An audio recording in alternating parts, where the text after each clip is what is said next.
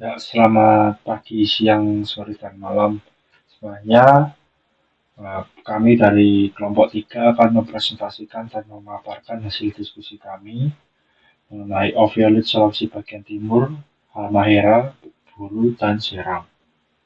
Pertama-tama izinkan kami memperkenalkan diri terlebih dahulu. Anggota dari kelompok 3 sendiri adalah yang pertama ada Atifa Mariska Giwangkara, Aina Asifa, Igede Marcel Gian Madura, Aurelius Calvin Mokaowen, Syehan Revi Prabowo, Meci Rizati Fani Prasna, Anggita Yasa Hilarahimah, Arfian Fauzi Abrar, Elsa Yunika, Selin Carolina Dabiedade, Ahmad Musadi Ridlo, Nur Laila Khairunisa, Sidney Ilmazes, Radista Sagafa Zaryandika, Yuvito Sufa.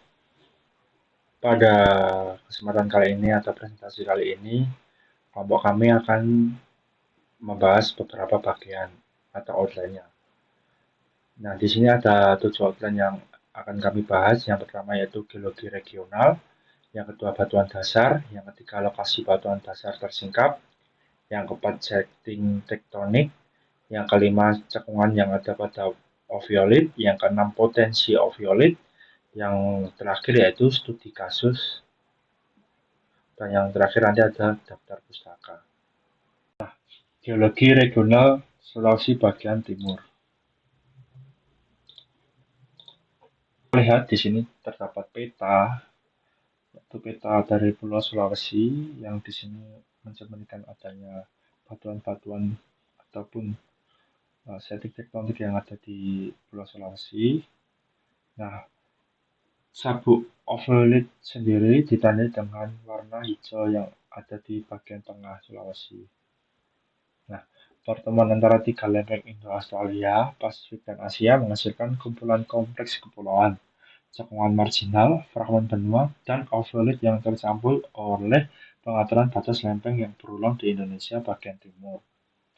Nah, Provinsi Sulawesi bagian timur umumnya dibagi menjadi dua, yaitu sabuk metamorfik Sulawesi Tengah dan sabuk oviolit Sulawesi bagian timur. Kompleks oviolit merupakan segmen dari kerak samudra yang berintegrasi dan batuan sedimen yang umurnya Trias Miocene. Batuan kompleks oviolit dan batuan sedimen pelagis yang berada di wilayah lengan timur dan wilayah tenggara Pulau Sulawesi biasanya dinamakan dengan sabuk oviolit Sulawesi Timur. Nah, sabuk ini diketahui terdiri dari batuan-batuan mafic dan ultramafic, juga disertai dengan batuan sedimen pelagis, dan juga terdapat melens di beberapa tempat. Batuan ultramafic ini sangat dominan di wilayah lengan tenggara. Sekuen oviolit yang lengkap dapat dijumpai di wilayah lengan timur, yang mana meliputi batuan mafic dan ultramafic, pilau lava, dan batuan-batuan sedimen pelagis yang didominasi oleh limestone laut dalam. Dan juga terdapat interklas rijang yang berlapis. Berdasarkan data yang didapati, geokimia dari sabuk oviolit di Sulawesi Timur ini diberikan asalnya dari MOR atau Mid-Oceanic Ridge. Continental Terrain Sulawesi Tenggara atau The Southeast Sulawesi Continental Terrain telah menempati area yang luas di wilayah lengan tenggara Sulawesi. Namun, sabuk oviolit yang terbatas hanya pada bagian utara wilayah lengan tenggara Pulau Sulawesi. Continental Terrain ini disebut-sebut berbatas langsung dengan Sesar Lawanopo yang letaknya berada di sebelah timur laut, dan juga terdapat Sesar Polaka oleh pengaruh dari setting tektonik yang ada.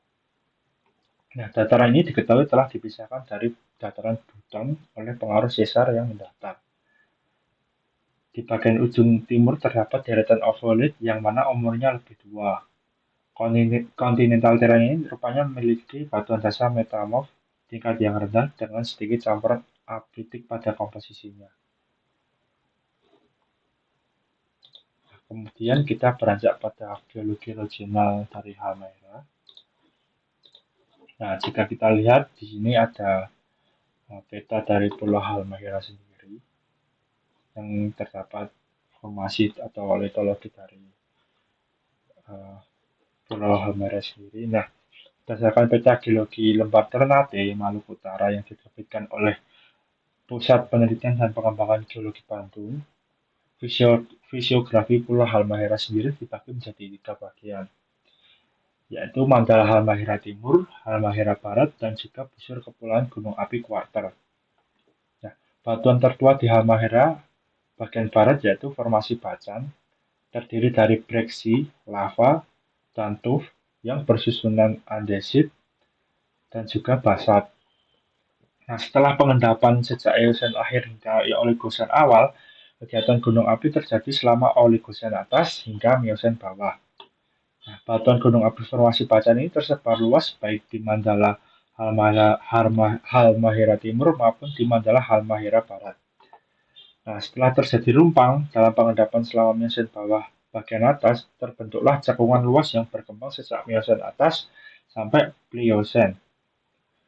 Pada cekungan ini diendapkan batuan pasir berselingan dengan napal, tufa, kolowarat, dan batuan gamping yang membentuk formasi Weda. Nah, pengangkatan terjadi pada zaman kuarter, sebagaimana ditunjukkan oleh batu gamping terumbu di pantai daerah lengan timur Halmahera. Nah, batuan sedimen dan karbonat berumur Miosen-Pliosen tersebar luas di Mandala ini. Kebanyakan sedimennya bersifat tufaan. Selain itu, di utaranya ditemukan pula batuan gunung api kuarter yang masuk ke dalam formasi Kayasa, yang terdiri dari batuan gunung api berupa lava dan breksi dan juga aluvium endapan pantai, yang terdiri dari lempung, lanau, pasir, dan gravel. Nah, struktur lipatan berupa sinklin dan antiklin juga dijumpai pada formasi Weda yang umurnya itu di Miosen tengah hingga Pliosen awal. Sumber lipatan ini memiliki arah yaitu berarah utara-selatan, timur laut, barat daya, dan juga berarah barat laut tenggara. Nah, struktur sesar terdiri dari sesar normal dan sesar laik, umumnya berarah utara hingga selatan dan barat laut hingga arah tenggara. Nah, selanjutnya kita akan membahas atau memaparkan hasil dari geologi dari Pulau Buru.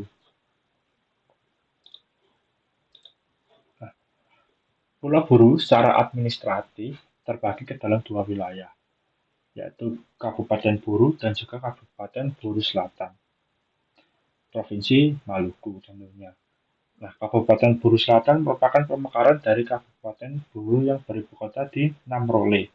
Pulau Buru merupakan salah satu kawasan di luar busur banda atau jalur gunung api dengan formasi geologi bervariasi antara batuan sedimen dan juga batuan metamorfik.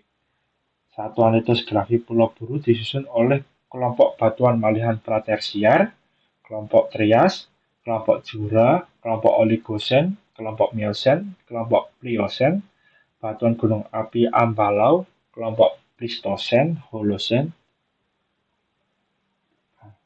Nah, Kabupaten Buru merupakan salah satu kawasan di luar busur banda yang sudah saya jelaskan seperti yang di atas, yaitu bervariasi. Nah, Pulau Buru ini membentuk kubah kerak mikrokontinen yang terdiri dari 4 cekungan. Nah, cekungan yang pertama itu adalah cekungan Manipa yang berada di sebelah selatan dengan kedalamannya yaitu di 4.360 meter dengan bentuknya kerucut gunung api bawah laut. Kemudian yang kedua adalah cekungan antara Pulau Buru dan Pematang Luines dengan kedalamannya yaitu di angka 5.330 meter. Yang ketiga yaitu di cekungan Banda Utara yang muncul di bawah permukaan laut dengan kedalaman 5.290 meter di sebelah barat Pulau Buru. Nah, kemudian yang keempat adalah cekungan Buru yang berada di sebelah utara Pulau Buru dengan kedalaman hingga 5.319 meter. Nah, selanjutnya saya akan menjelaskan mengenai geologi regional dari Pulau Seram. Nah, di sini terlihat yaitu dari peta Pulau Seram itu sendiri, peta geologi Pulau Seram yang saya kutip dari Desmet. Nah, Pulau Seram ini secara administratif itu memiliki wilayah yang cukup kecil, yaitu luasnya hanya 18.625 km dengan panjangnya 340 km dan lebar 60 km. Nah, gunung tertinggi yang ada di Pulau Seram yaitu Gunung Binaya dengan tingginya 3.027 meter di atas permukaan laut atau MDPL. Nah, sungai utama yang mengalir di Pulau Seram ini itu mengalir dari bagian tengah dan bermuara ke arah selatan dan utara hingga dataran pantai. Stratigrafi dari Pulau Seram terdiri atas batuan metamorf, batuan sedimen, serta batuan terobosan dan tektonik. Nah, Pulau Seram ini terletak sepanjang utara busur Banda. Nah, ini kita lihat di peta tersebut, itu busur Banda. Yang ada di tengah itu adalah Pulau Seram.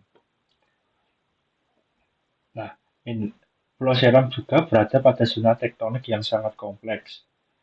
Karena Pulau Seram ini merupakan pertemuan dari 3 lempeng tektonik, yaitu lempeng Australia, lempeng Pasifik Filipina, dan juga lempeng Eurasia. Pulau Seram dan Ambon adalah bagian dari busur Banda. Data stratigrafi menunjukkan bahwa perkembangan tektonik kedua pulau itu dari Paleozoik sampai Miocene sangat erat dengan perkembangan tektonik tepi benua Australia.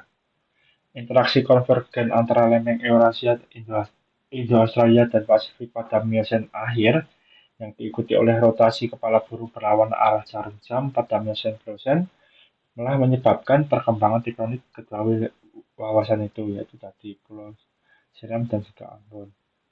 Ya. Sehingga unit geologi dari Pulau Seram dan Ambon dapat dibedakan menjadi seri Australia dan juga seri Seram. Data stratigrafi menunjukkan bahwa paling kurang terjadi 2 kali kompresi tektonik dan 2 kali continental breakup terkait dengan pembentukan Pulau Seram dan Ambon. Nah, Pulau Seram ini dicirikan oleh pola struktur dan stratigrafi yang rumit. Pulau ini seperti halnya Pulau Timur yang berada pada bagian busur luar Banda yang merupakan busur non-vulkanik. Nah, Pulau Seram ini tersusun atas beberapa formasi. Nah, kelompok batuan sedimen tertua di Pulau Seram adalah formasi Kanikeh dan formasi Manusela. Nah, batuan tertua yang menyusun batuan dasar Pulau Seram merupakan batuan kompleks Taonusa dan kompleks Tehoru yang berumur hingga Permian hingga endapan Alevin yang merupakan satuan termuda di daerah ini. Selain itu, Camp Dunlop pada tahun 1992 pernah menguraikan secara terinci mengenai tatanan stratigrafi Pulau Seram yang dapat dibagi menjadi batuan seri Australia atau Australia Series yang merupakan bagian utara Australia Continental Margin dan batuan seri Seram atau Seram Series. Nah, batuan seri Australia terdiri atas batuan sedimen berumur kelas Miocene akhir yang menjadi tidak selaras satuan batuan metamorf yang lebih tua dan diendapkan pada tepian lempeng kontinen Australia bagian utara. Baik, selanjutnya adalah bagian batuan dasar pada daerah Sulawesi bagian timur. Pada gambar sebelah kiri itu adalah peta Pulau Sulawesi hasil modifikasi dari Hall dan Wilson tahun 2000, di mana terlihat jelas bahwasanya di peta tersebut oviolet ditunjukkan oleh warna hijau. Lalu pada peta sebelah kanan adalah peta tektonik Pulau Sulawesi dari Hall dan Wilson tahun 2000. Selanjutnya, gambar di atas merupakan gambar bagaimana bentukan model penampang kerak samudra dan selubung atas menurut Chan pada tahun 1970 dan Suparka pada tahun 1977. Bisa dilihat dari gambar tersebut bahwasanya urutan dari mineral dari posisi selubung atas hingga ke kerak samudra. Ada peridotit, gabbro, serpentinit, dan lain-lain. Seperti yang sudah disebutkan sebelumnya bahwasanya pada peta sebelah kanan, oviolet ditunjukkan oleh warna hijau, di mana batuan oviolet tersebut membentang dari Sulawesi bagian timur hingga tenggara yang terbagi menjadi 2 litologi, Yang pertama adalah sedimen neogen dan kuarter, yang kedua batuan ultrabiasa dan mafik.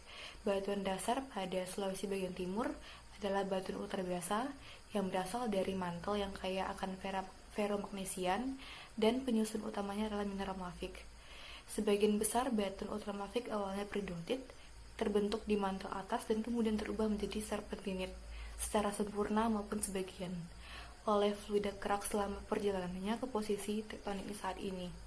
Sabuk oviolet Sulawesi bagian timur terdiri dari peridotit, piroksenit minor, dan serpentinit di lengan tenggara. Selanjutnya adalah komposisi. Sabuk oviolet terdiri dari 70% peridotit yang terdiri dari lerzolit, Harzburgit, dan sesekali dunit. Ini menurut Kadarusman et al. Pada tahun 2004. Terlihat bahwa peridotit sangat dominan, sedangkan untuk komposisi peridotit itu sendiri terdiri dari olivin dan piroksan, dengan mineral aksesorisnya berupa plagioklas, hornblende, biotit, dan garnet, menurut Williams dan kawan-kawan pada tahun 1954. Selanjutnya adalah umur. Berdasarkan penarikan KAR percontoh oviolet dari berbagai lokasi yang ada di lengan timur Sulawesi dan Sulawesi Tengah menunjukkan beberapa kisaran umur menurut 3 peneliti. Yang pertama adalah Simajuntak pada tahun 1986 menunjukkan kisaran umur berkisar antara 93,36 plus minus 2,27 juta tahun lalu dan 32,2 plus minus 7,88 juta tahun lalu. Dan menurut Mubroto 1988 79 plus minus 5 juta tahun lalu dan 15,6 plus minus 3 juta tahun lalu. Menurut Parkinson 1990 33,9 plus minus 4,5 juta tahun lalu dan 26,1 plus minus 6,1 juta tahun lalu.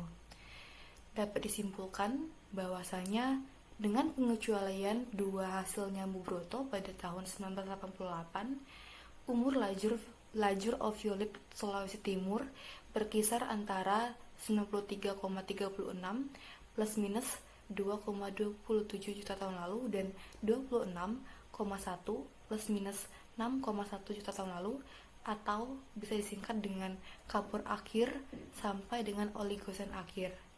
Secara umum, umur oviolet tersebut semakin muda ke arah timur. Selanjutnya adalah petrogenesa. Sekuen batuan oviolet secara sederhana menurut Chan pada tahun 1970 merupakan urut-urutan batuan kerak samudra yang terdiri dari peridotit gabbro atau serpentinit, lava bantal sekis hijau, dan mineral lempung. Berdasarkan data geokimia Suruno dan Soekarna pada tahun 1995, mereka menyimpulkan bahwasanya Sulawesi Timur sabuk oviolet ini berasal dari Mid-Oceanic Ridge. Studi terbaru tentang oviolet dilakukan oleh Kadarusman dan kawan-kawan pada tahun 2004 yang menyimpulkan bahwa oviolet terbentuk baik di Mid-Ocean Ridge dan dataran tinggi samudra. Baik, berikutnya saya lanjutkan dengan lokasi batuan dasar Sulawesi yang tersingkap di permukaan. Di sini yang pertama yaitu ada pada daerah Palangga, Sulawesi Tenggara. Dan berikut adalah peta yang menunjukkan lokasi singkapan tersebut yang terletak di Sulawesi Tenggara. Pada peta tersebut diperoleh batuan dasar yang tersingkap pada kompleks ultramafik yang terdiri dari Harzburgit, Wehrlit, dunit, serpentinit, gabbro, basalt, dan juga magnetit.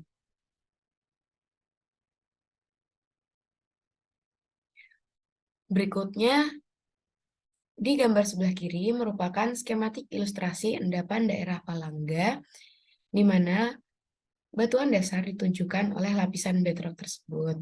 Lalu di gambar sebelah kanan merupakan foto singkapan batuan dasar yang ada pada Sulawesi Tenggara. Berikutnya, di sini merupakan gambar sayatan tipis dari sampel batuan yang ada pada daerah Palangga, Sulawesi Tenggara. Berdasarkan hasil pengamatan petrografi yang diambil pada sampel bedrock tersebut, diketahui memiliki komposisi mineral antara lain piroksen berupa ortopiroksen sekitar 15%, lalu ada serpentin sekitar 15%, antigorit sekitar 15%, olivin sekitar 40%, serta augit yang komposisinya sekitar 15%. Nah, dari persentase dan deskripsi mineral yang ada pada sampel batuan tersebut, dia diidentifikasikan sebagai Harzburgit. Nah, sebagian besar batuan periodit ini itu telah mengalami proses serpentinisasi dan juga pengkayaan unsur besi. Berikutnya, pada lokasi yang kedua, yaitu ada pada daerah Morowali, Sulawesi Tenggara. Dan berikut adalah peta yang menunjukkan lokasi penelitian. Berikut adalah gambar yang merupakan profil laterit yang kandungannya kaya nikel dari endapan Morowali yang berkembang di atas batuan dasar. Nah, zona tersebut dibagi menjadi 3 horizon, yaitu saprolit, limonit, dan juga ferruginous cap. Periodit di daerah ini juga mengalami pelapukan dan serpentinisasi, di mana mineral ortopiroksen itu adalah mineral yang paling dominan. Berikutnya, pada lokasi yang ketiga, yaitu daerah Siuna, Kecamatan Pagimana, Kabupaten Banggai, Sulawesi Tenggara. Dan berikut adalah peta yang menunjukkan lokasi penelitian tersebut. Pada lokasi tersebut, diperoleh sampel batuan dengan ciri fisiknya, yaitu berwarna abu-abu kehijauan dalam keadaan segar, dan juga sampel yang berwarna abu-abu kecoklatan dalam keadaan lapuk. Batuan ini memiliki tingkat kristalinitas yaitu holokristalin, lalu granularitasnya berupa faneritik dengan bentuk mineral subhedral anhedral, dan juga batuan ini telah mengalami serpentinisasi dengan tingkat rendah sampai menengah.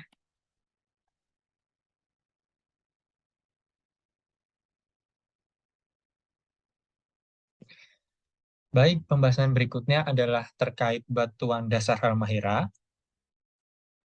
Pada bagian litologi dapat dilihat pada gambar di samping bahwa batuan tertua dari Halmahera Timur adalah batuan ofiolitik menurut Hall tahun 1988 yang tumpang tindih secara tidak selaras dengan Ball Group yang tersusun oleh batuan vulkanik dan vulkanik klastik berumur Upper Cretaceous hingga Lower Tertiary yang diinterpretasikan sebagai bagian dari Four Arc Sequence. Batuan dasar aviolitik ini terdeformasi dan menutup pada Late Paleogen, kemudian membentuk basement.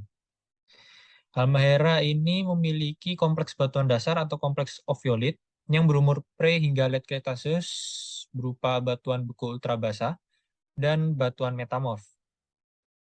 Batuan ultrabasa yang berada di basement rock adalah serpentinit yang umumnya dijumpai pada zona patahan.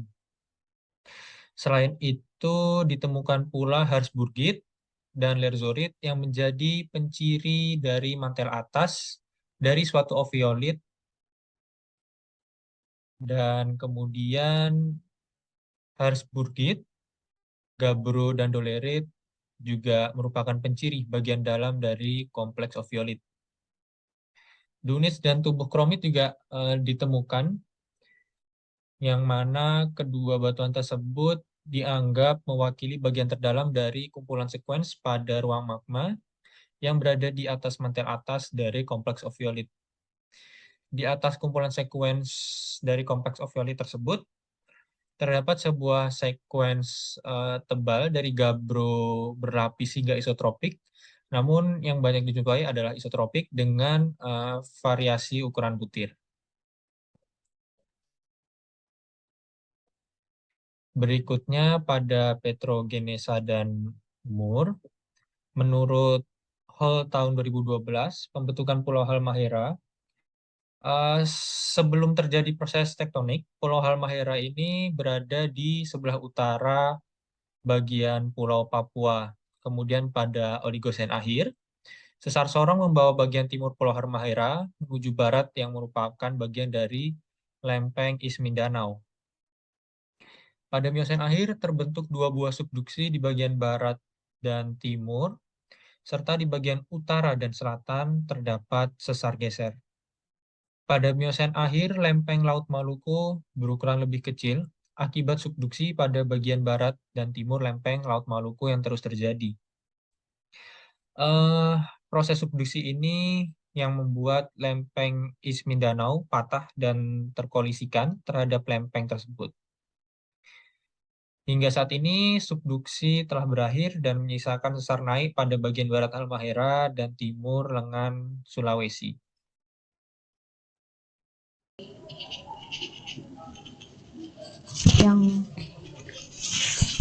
Yang selanjutnya yaitu mengenai komposisi batuan dasar yang ada di Halmahera. Batuan ophiolite di Halmahera terdiri dari peridotip, piroksen, gabbro, basalt, dan metabasalt. Batuan ophiolite ini runtuh menjadi batuan ultrabasa akibat penggalan kerak samudra yang dialih tempatkan ke permukaan kerak benua. Kemudian batuan ultrabasa ini dapat berupa harsburgit, serpentinit, piroksenit, dan dunit. Terdapat proses kolisi sehingga terbentuk sesar naik yang memotong seri ophiolite yang menyebabkan terbentuknya batuan metamorf derajat rendah dan batuan hasil metasomatis seperti serpentinit. Kemudian yang selanjutnya yaitu lokasi batuan tersingkap. Menurut Apandi dan Sudana pada tahun 1980, Pulau Halmahera ini terbagi menjadi 3 bagian, yaitu Mandala Halmahera Timur, Halmahera Barat, dan busur kepulauan Gunung Api Quarter. Untuk pada bagian yang pertama yaitu pada Mandala Halmahera Timur, itu terdiri dari lengan timur laut, lengan tenggara, dan beberapa pulau kecil yang ada di sebelah timur Pulau Halmahera.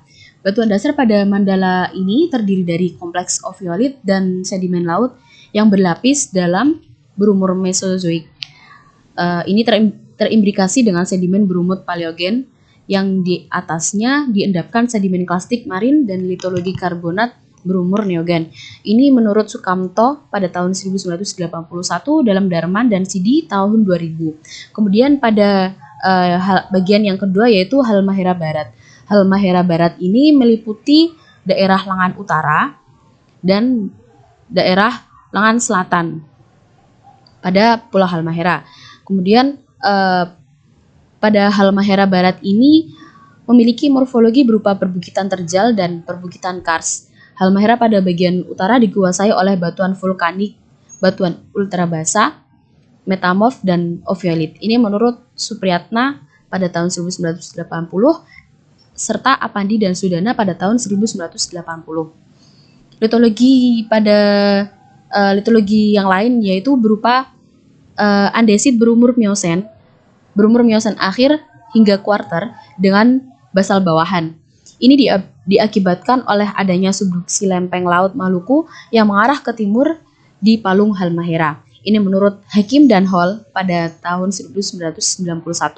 Pada daerah ini terdapat endapan berupa endapan gunung api berumur Oligosen. Kemudian pada bagian yang ketiga yaitu busur kepulauan gunung api. Busur kepulauan gunung api Quarter.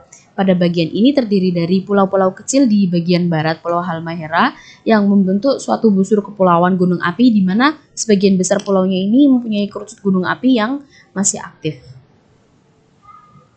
Yang selanjutnya yaitu batuan dasar kompleks ophiolitik dan sedimen laut yang berlapis terletak pada Mandala Halmahera Timur, tepatnya pada lengan timur Pulau Halmahera. Bisa dilihat pada gambar peta di samping. Batuan ophiolite, batuan ultramafik ini dapat dilihat pada warna hijau kehitaman, tepatnya pada lengan bagian timur pada Pulau Halmahera.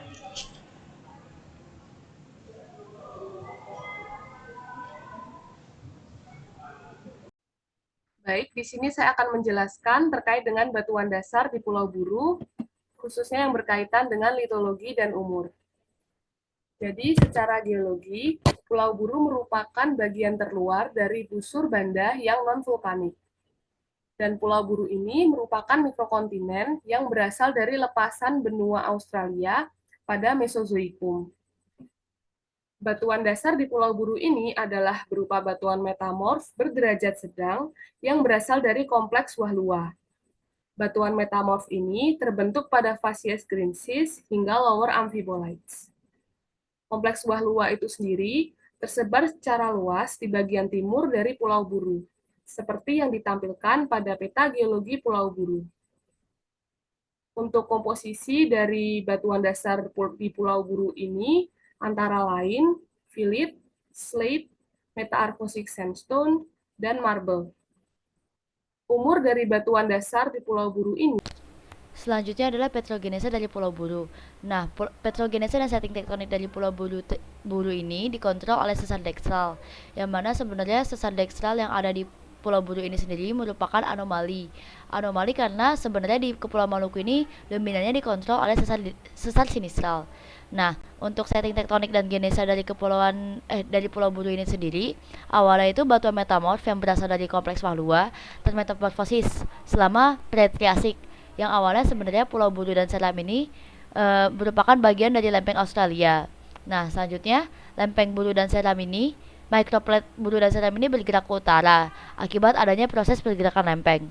Pada Miosen akhirnya microplate yang bergerak ke utara ini dipengaruhi oleh pergerakan lempeng Irian Jaya yang bergerak ke barat, sehingga lempeng microplate di Buru dan Seram ini cenderung yang awalnya bergerak ke utara, dia lama-lama bergerak ke barat sehingga dia bergerak ke arah northwest.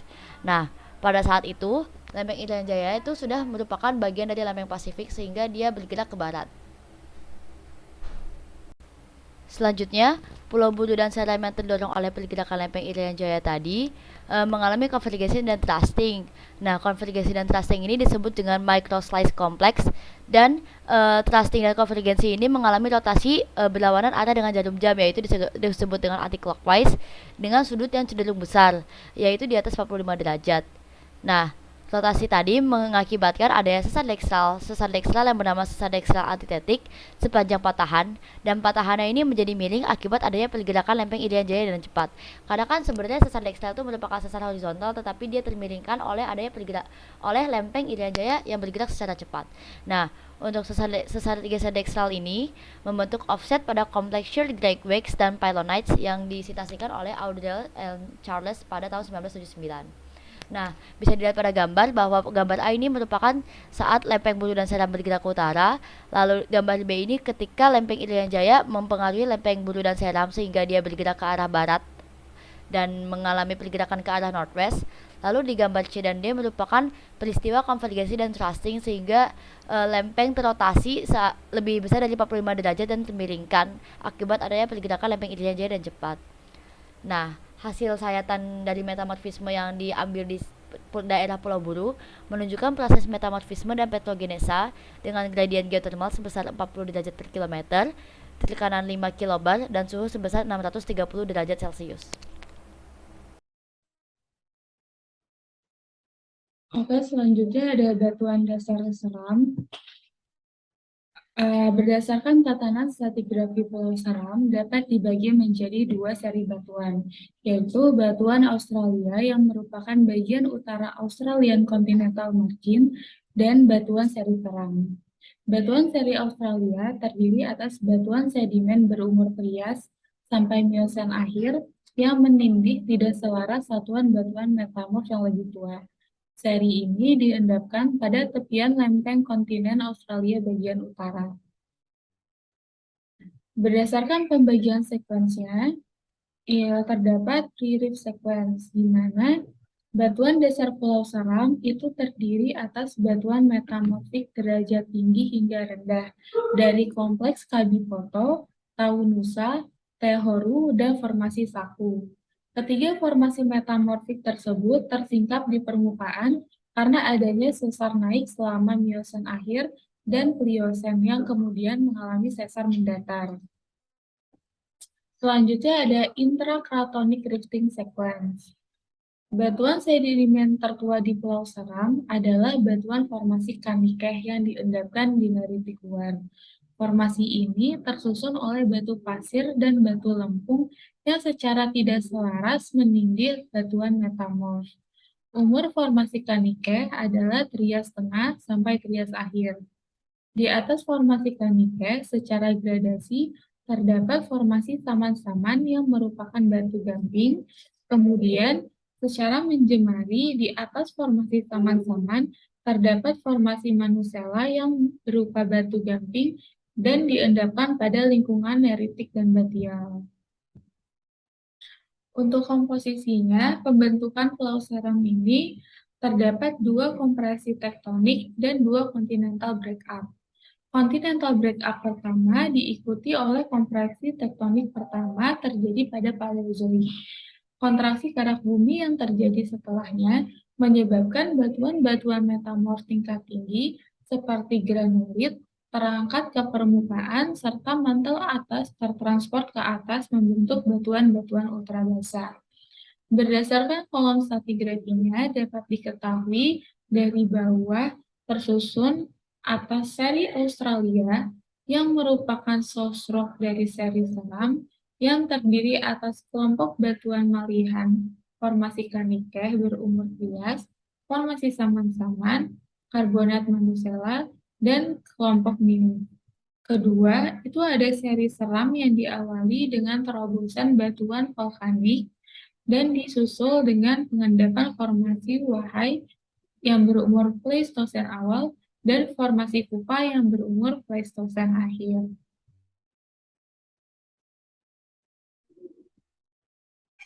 Oke.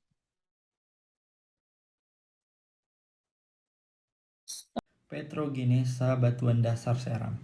Seram adalah bagian busur banda luar yang terbentuk akibat tumbukan antara lempeng benua Australia di bagian selatan dengan sistem tunjaman busur banda di bagian utara yang terjadi pada Neogen. Tumbukan ini menghasilkan deformasi yang disertai oleh proses pemalihan dan persesar naikan batuan busur luar banda. Seram terletak di bagian timur laut dan disebut sebagai cerminan Pulau Timor yang terletak di barat daya. Berdasarkan lokasi pembentukan, sangat terkait dengan penggerakan dari lempeng Australia selama masa Kenozoik. Berdasarkan Katali 1975 dan Milson 1977 dan Hutchinson 1977. Ophiolite yang berada di Pulau Buru memiliki asal dari lautan Banda, di mana hal ini dapat diamati dari adanya peridotit yang serupa dengan yang ada di Pulau Ambon.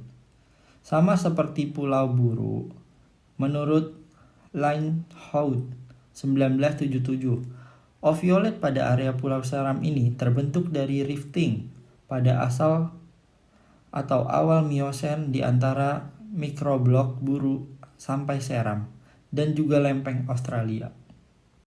Lokasi tersingkapnya batuan dasar Seram. Cekungan Seram terbentuk pada obduksi kerak granitan dengan kerak basalan dan sesar yang bekerja pada bagian selatan batuan Pratasiar menjadi sumber material untuk cekungan Seram. Menurut Setianta dan Setiadi 2010, cekungan Bula terdapat litologi batuan pasir dari formasi Kanike dan berpotensi sebagai reservoir hidrokarbon. Cekungan Seram pada bagian utara sampai dengan selatan terdapat batuan dasar yang tersusun atas metamorf dengan derajat tinggi hingga rendah.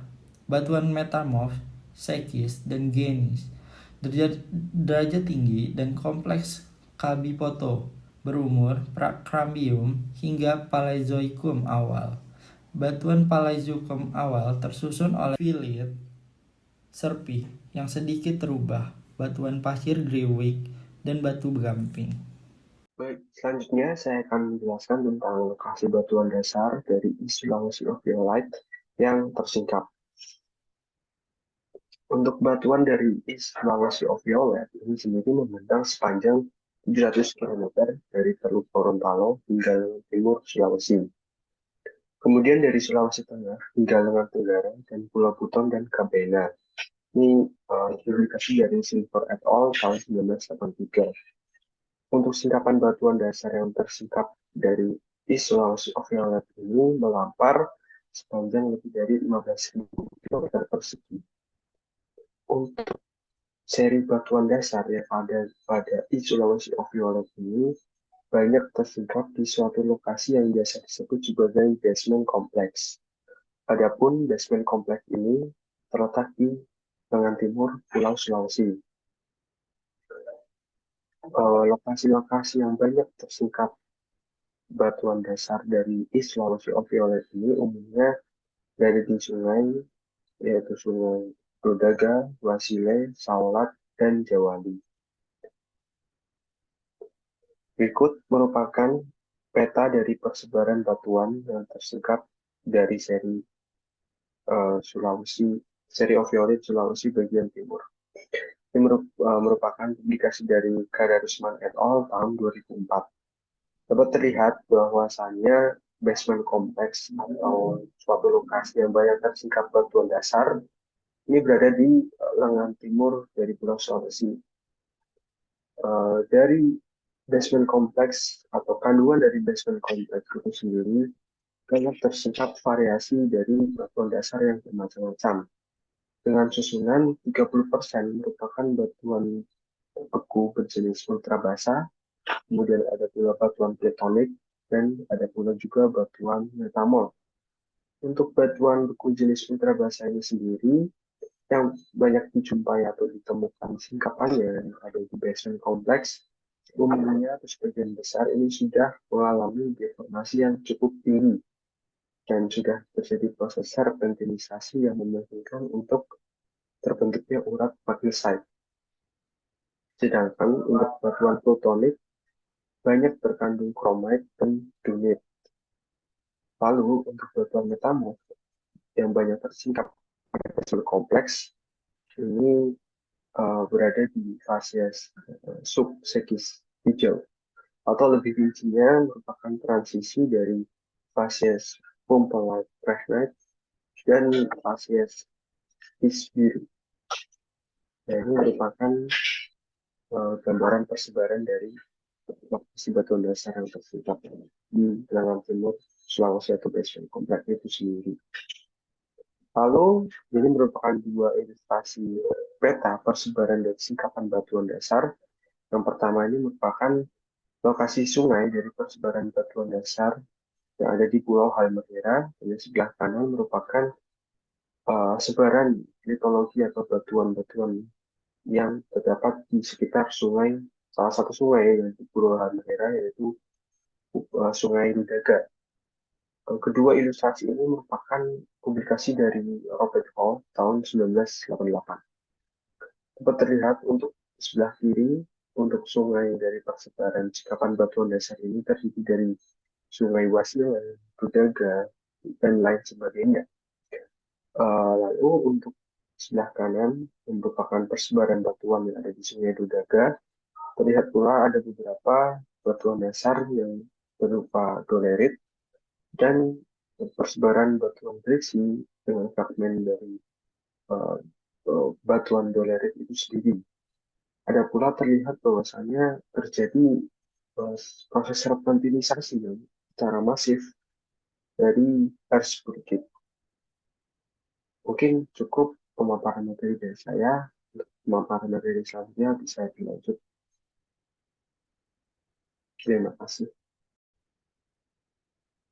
Selanjutnya yaitu adalah setting tektonik. Setting tektonik Pulau Sulawesi atau daerah Sulawesi Timur.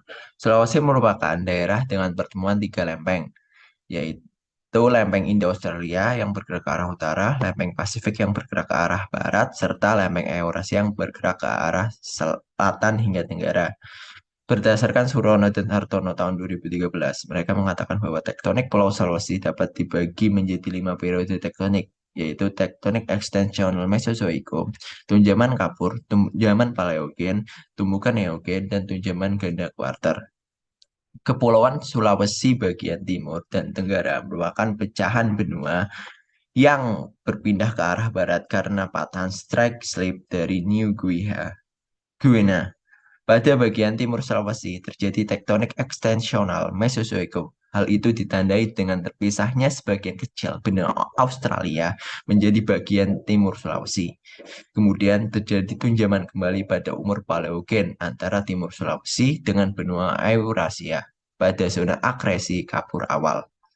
Lalu terjadi tumbukan Neogen yang merupakan tumbukan antara kompleks alveolit dengan keping benua pada bagian timur Sulawesi. Selanjutnya, setting tektonik Pulau Halmahera. Seperti yang kita lihat, tatanan tektonik pada daerah Halmahera terjadi akibat pertemuan antara dua lempeng besar, yaitu lempeng Eurasia dan lempeng Pasifik, serta beberapa lempeng mikro, seperti lempeng mikro Filipina. Adanya tumbukan antara lempeng ini menjadi lempeng-lempeng mikro lainnya di Laut Maluku, yaitu lempeng Mayu, Sangihe di bagian barat dan lempeng Halmahera di bagian timur. Keberadaan Halmahera sebagai lempeng tektonik yang dipisahkan dari lempeng Laut Maluku dan Sangihe, hal ini tampak saat Halmahera merupakan bagian dari perpanjangan Laut Maluku yang bersubduksi pada masa Neogen antara 45 hingga 25 juta tahun yang lalu. Hills dan Muller mengatakan bahwa tingkat seismisitas menunjukkan bahwa lempeng Halmahera mencapai kedalaman sekitar 200 km dan Sangihe maupun Halmahera terekspos ke permukaan. Sedangkan lempeng Laut Maluku sepenuhnya tenggelam di bawah dua lempeng mikro.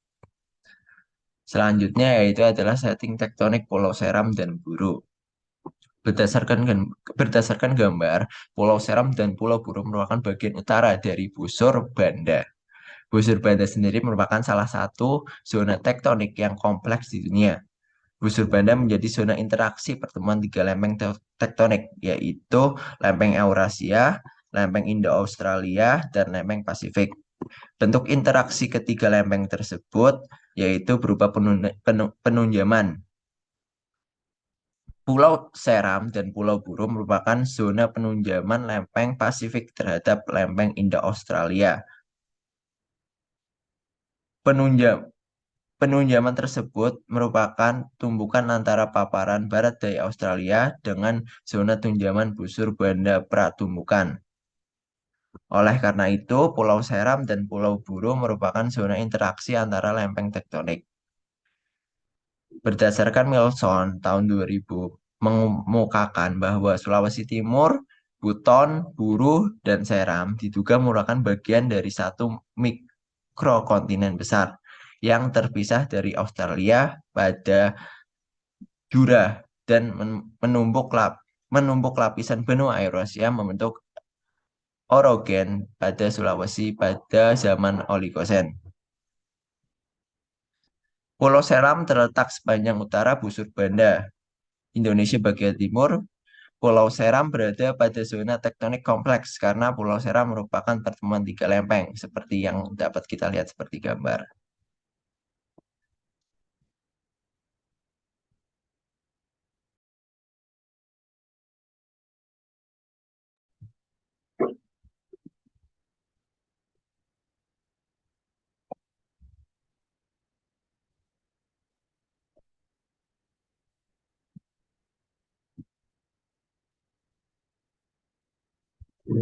Satu, dua, tiga. Oke, lanjut saja teman-teman. Jadi berikutnya adalah materi atau topik mengenai cekungan di Sulawesi bagian timur, Halmahera, Buru, dan Seram. Oke, mungkin lanjut ya ke cekungan. Yang pertama adalah cekungan Sulawesi bagian timur, teman-teman. Nah, di sini itu cekungan Sulawesi bagian timur itu adalah timur di Sulawesi itu ada beberapa cekungan. Yang pertama itu yang berwarna oranye dengan nomor 71 ini, teman-teman. Itu adalah cekungan Selat Bangka. Cekungan Selat Bangka itu dikategorikan dalam cekungan yang belum dieksplorasi atau unexplored basin.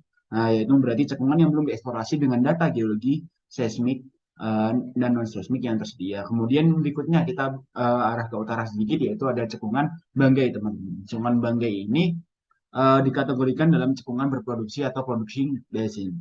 Nah, itu adalah cekungan dengan sumber produksi yang memiliki sumber produksi, teman-teman. Jadi di Banggai itu udah ada sumber produksinya. Kemudian kita ke arah selatan itu ya, warna biru ini yang ada urusan Pulau Buton ini nomor 75, itu adalah cekungan Munabuton. Cekungan Munabuton itu dikategorikan dalam cekungan dengan penemuan atau discovery basin, di mana cekungan dengan sumur penemuan hidrokarbon. Jadi sudah ditemukan sumber hidrokarbon di situ gitu. Nah, jadi itu ada beberapa cekungan yang berada di Sulawesi bagian timur. Mungkin kita next saja. Berikutnya ada cekungan Banggai. Yang pertama ada cekungan Banggai gitu. Nah, oh ya, tadi buat yang sebelumnya itu, ini data ini diambil dari peta cekungan sedimen Indonesia yang paling baru teman-teman tahun 2022 dari Kementerian ESDM seperti itu. Nah, ini bisa dilihat sendiri petanya dari kanan ini. Nah, kemudian kita lanjut ke berikutnya itu ada cekungan Banggai. Yang pertama ada cekungan Banggai. Cekungan Banggai itu ditempati oleh blok Matindok, teman-teman, terletak pada tangan timur Sulawesi yang mencakup daerah daratan dan lepas pantai barat daya Kota Luwu.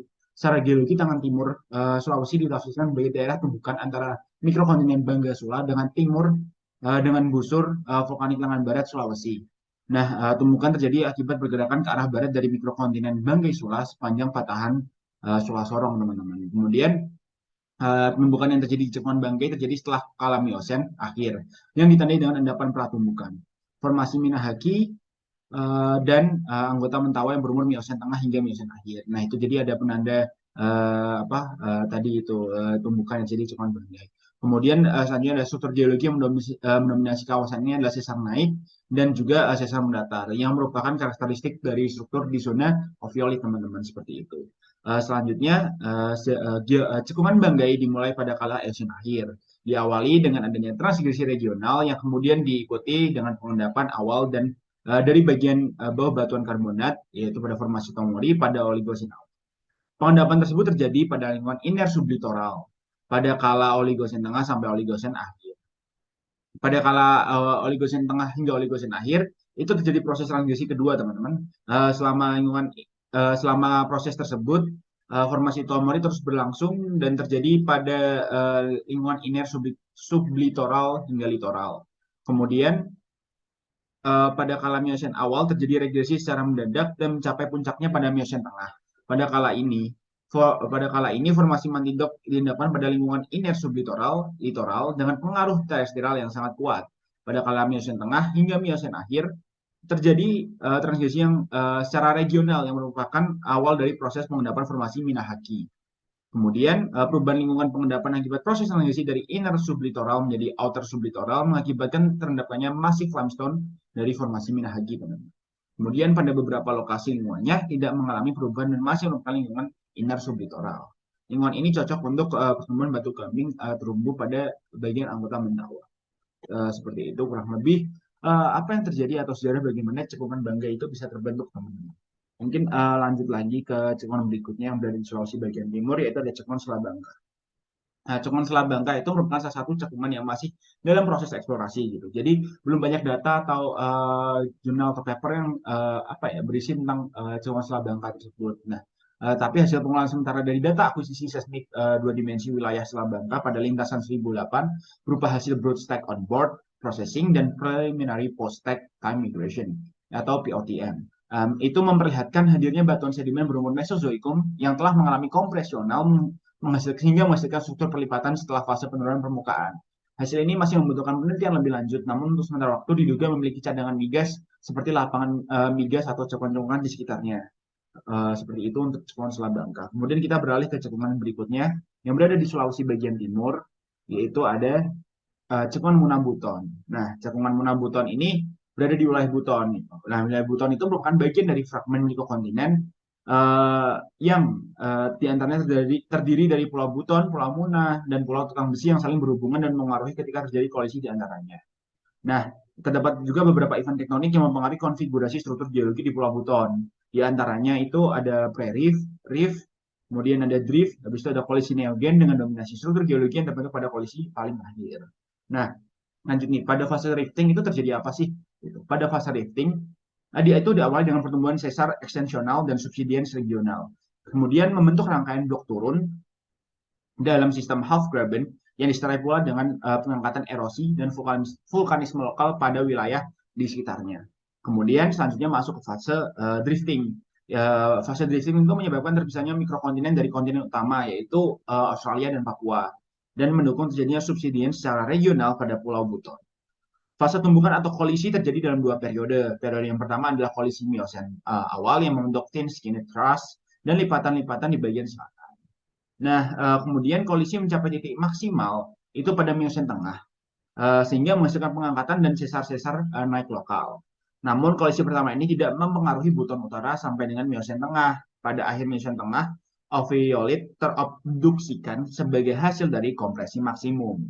Melalui Belen cross section juga dapat diindikasikan efek dari kompresi maksimum pada kolisi satu adalah terbentuknya cekungan-cekungan lokal sebagai akibat thrust relative shortening. Nah, kemudian kolisi oblik dari buton dengan munah juga menghasilkan pergerakan mendatar, yakini sesar sinistral Kyoko sebagai sesar utama yang misalkan konfigurasi cekungan dan sedimen-sedimen di bagian utara dan di bagian selatan. Kemudian pembendekan lokal sebagai akibat dari kolisi satu ini lebih banyak terjadi di buton di area buton selatan.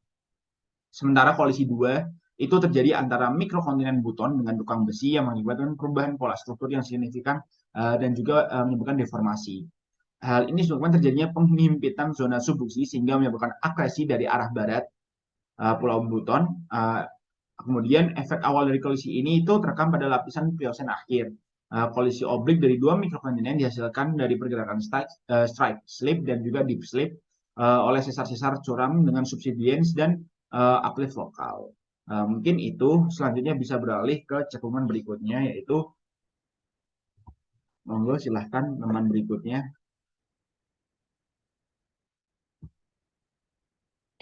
Selanjutnya yaitu cekungan di Pulau Halmahera dan sekitarnya, di mana pada peta cekungan sedimen Indonesia tahun 2022 terdapat dua warna, yaitu warna oranye dan warna kuning. Cekungan dengan warna oranye diindikasikan cekungan yang belum dieksplorasi, tetapi sudah tersedia data geologi seismik dan non-seismiknya, yang terdiri dari cekungan Halmahera Barat, cekungan Weda, dan cekungan Obi. Sedangkan area dengan warna kuning mengindikasikan cekungan yang belum dieksplorasi dengan ketersediaan data yang terbatas, terdiri dari cekungan Morotai Barat, cekungan Morotai, dan cekungan Teluk Kau. Di sini saya hanya akan membahas tentang cekungan-cekungan yang sudah terdapat data-data geologi, seismik, dan non-seismiknya. Yang pertama yaitu cekungan Halmahera Barat. Cekungan ini terbentuk karena proses pengangkatan dari basement vulkanik yang diikuti dengan subsidence dan pengisian cekungan pada Miosen akhir. Proses sedimentasi dari laut dangkal di cekungan ini terus-menerus terjadi sepanjang sejarah cekungan. Berikut dapat dilihat stratigrafi dari cekungan Halmahera Barat yang berumur Jurassik hingga Quarter. Awalnya, cekungan ini itu berasal dari lempeng Filipina dan Pasifik yang bergerak ke arah barat laut. Di samping itu dapat dilihat bahwa batuan dasar dari cekungan ini yaitu kompleks dari batuan beku dan metamorf, yang di atasnya diisi dengan endapan-endapan laut dangkal, diikuti dengan batu gamping. Kemudian terdapat pula endapan-endapan vulkanik dari aktivitas vulkanisme pada Pliocene. Kemudian yaitu cekungan Weda yang terletak di Halmahera bagian selatan. Dapat dilihat pada stratigrafi di cekungan ini yang didominasi oleh batu gamping dan batuan vulkanik yang berumur Miosen awal hingga Pleistosen. Dapat dilihat bahwa terdapat potensi hidrokarbon pada cekungan ini yang dapat dilihat pada petroleum system play di daerah ini, di mana batuan yang berperan sebagai reservoir yaitu batuan karbonat dengan material-material sedimen klastik berumur Eosen akhir, dengan source rock-nya yaitu batuan-batuan karbonat berumur Miosen awal, dengan trap yaitu dari batu gamping dan mudstone. Dapat dilihat bahwa migrasi dari hidrokarbon pada cekungan ini itu didominasi karena adanya fracture dari patahan-patahan yang ada. Yang ketiga yaitu cekungan Obi. Cekungan ini merupakan cekungan yang terbentuk dari hasil tumbukan lempeng Australia, Sundaland, dan Filipina. Dapat dilihat stratigrafi dari cekungan ini yang berumur Trias hingga Pleistosen. Menurut penelitian dari Putra dan kawan-kawan tahun 2009, batu pasir pada formasi W di cekungan ini memiliki potensi hidrokarbon dengan nilai TOC paling tinggi yaitu sebesar 1,21%. Mending gue stop. Selanjutnya saya akan membahas mengenai cekungan Buru. terdapat dua jenis cekungan di Pulau Buru dan sekitarnya menurut peta cekungan sedimen Indonesia tahun 2022, di mana area dengan berwarna hijau merupakan cekungan dengan keterdapatan rembesan hidrokarbon dengan data seismik yang telah tersedia. Sedangkan warna kuning merupakan cekungan dengan data yang sangat-sangat terbatas. Di sini saya akan membahas tentang cekungan Buru yang terdapat rembesan hidrokarbon. Dapat dilihat menurut Patria dan Hall tahun 2017, mereka membuat model pembentukan dari cekungan Buru. Dapat dilihat di sini kelurusan-kelurusan didominasi oleh arah timur-barat dengan lereng-lereng yang curam akibat patahan-patahan normal yang terjadi. Hal ini dapat mengindikasikan bahwa cekungan ini terbentuk akibat adanya proses rifting dari samudra. Akan tetapi tidak terdapatnya endapan sin ekstensional atau sin rifting pada cekungan ini. Berikut merupakan stratigrafi dari cekungan Buru yang berumur Permian hingga Pliocene.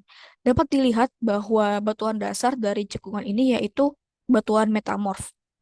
Dan menurut Milsom pada tahun 2000, ia mengatakan bahwa lingkungan pengendapan dari stratigrafi Buru ini menjadi lebih dangkal pada tersier, dengan fase akhir sejarah Pulau Buru didominasi oleh proses pengangkatan dan pengendapan yang sangat cepat dari kipas aluvial yang tebal dan kasar. Selanjutnya, cekungan seram. Terdapat dua jenis cekungan di Pulau Seram dan sekitarnya, di mana diindikasikan dengan warna merah dan kuning pada peta. Dapat dilihat pada area dengan warna merah merupakan cekungan yang telah berproduksi, yaitu cekungan seram ataupun juga bisa disebut dengan cekungan gula. Sedangkan cekungan dengan warna kuning merupakan cekungan dengan data-data yang sangat terbatas. Di sini saya akan membahas mengenai cekungan seram, yaitu cekungan yang telah berproduksi. Dapat dilihat dari stratigrafi cekungan ini yang berumur Permian hingga Pliocene dengan batuan dasar berupa batuan metamorf. Menurut penelitian yang telah dilakukan oleh Lantu dan kawan-kawan pada tahun 2017, mereka mengatakan bahwa terdapat potensi hidrokarbon pada batu pasir formasi Kanikeh dengan kedalaman 2.500 hingga 4.000 meter, berdasarkan interpretasi dari data elektromagnetik magnetotelurik yang telah dilakukan.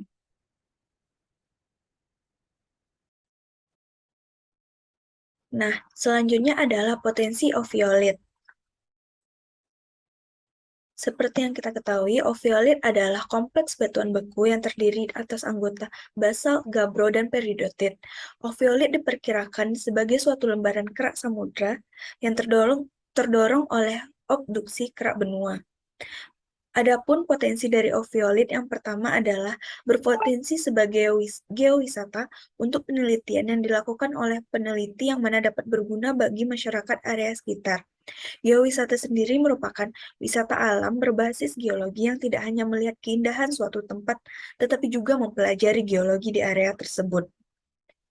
Nah, geowisata ini bisa dikatakan sebagai potensi geopark, yaitu wilayah geologi yang dikembangkan sebagai area wisata atau geotourism, yang mana bagi para peneliti itu dapat menjadi pusat penelitian dan bagi masyarakat sekitar memberikan dampak berupa potensi menjadi objek wisata yang dapat mengembangkan nilai dari area tersebut. Nah, adapun cara untuk pengembangan geowisata tersebut dapat dengan menggunakan program GeoTrack, yang mana ini merupakan salah satu alternatif pengelolaan wisata berbasis pemanfaatan sumber daya alam secara aman dan lestari. Nah, selanjutnya itu potensinya adalah keterdapatan jebakan nikel laterit yang nantinya akan membentuk indikasi lapisan yang kaya kobalt yang ditemukan pada bagian bawah zona limonit dan berasosiasi dengan mineral oksida mangan. Seperti yang kita ketahui, bahwa di Indonesia itu terdapat jebakan nikel laterit, yang mana terbentuk akibat dari proses pelapukan batuan ultrabasa dari kompleks oviolit yang tersebar di Indonesia bagian timur. Adapun berdasarkan jurnal yang ditemukan dari pengamatan di 3 tempat, yaitu Sorowako, Sulawesi, Weda Halmahera, dan Pulau Gak di Papua, dapat diketahui bahwa di Indonesia terindikasi adanya lapisan kaya kobalt yang ditemukan pada bagian bawah zona limonit dan berasosiasi dengan mineral oksida mangan. Namun, akibat belum tersedianya fasilitas pengelolaan dan pemurnian tipe biji ini di dalam negeri kita, maka zona kaya kobalt ini dikategorikan sebagai batuan penutup. Oleh sebab itu, diharapkan atau diperlukan upaya konservasi yang optimal untuk mengamankan biji kobalt dalam rangka mendukung industri turunan pertambangan yang dapat memanfaatkan biji tersebut di masa depan.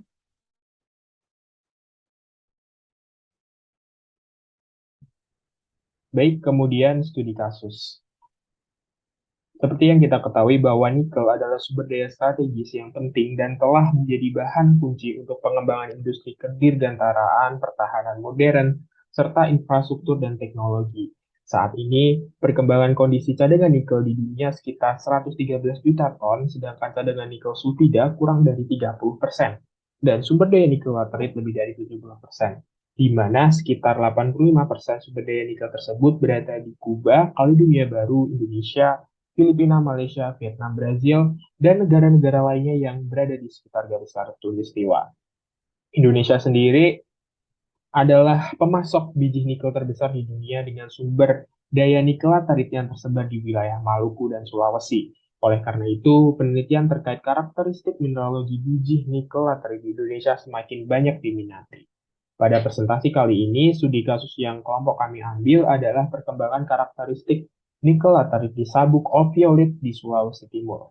Oviolit Sulawesi Timur terbentang dari Luwu Timur, bagian tengah Poso Morowali, Sorowako, hingga Sulawesi Tenggara, yang mana merupakan salah satu jalur oviolit terbesar di dunia setelah Oman dan Papua Nugini. Kompleks oviolit Sulawesi Tenggara adalah kompleks batuan ultramafik atau ultrabasa yang terdiri dari peridotit, dunit, Habsburgite, dan Wordlit. Dan menurut Vinogradov, batuan ultramafik ini rata-rata mempunyai kandungan nikel sebesar 0,2%. Unsur nikel tersebut terdapat dalam isi mineral seperti olivin dan piroxen sebagai hasil substitusi terhadap atom Fe dan Mg. Unsur nikel ini apabila terjadi proses pengendapan atau lebih kita kenal sebagai proses pengayaan unsur nikel, maka kadarnya bisa menjadi tinggi hingga di atas 2% untuk nikelnya. Batuan ultrabasa di jalur oviolit ini berasal dari kerak samudra yang terangkat karena proses tumbukan lempeng jutaan tahun yang lalu sehingga tersingkap. Kemudian perlahan batuan mengalami pelapukan. Pelapukan tersebut inilah dapat terjadi karena aktivitas air tanah yang kaya akan CO2, kemudian menghasilkan pertukaran kimia.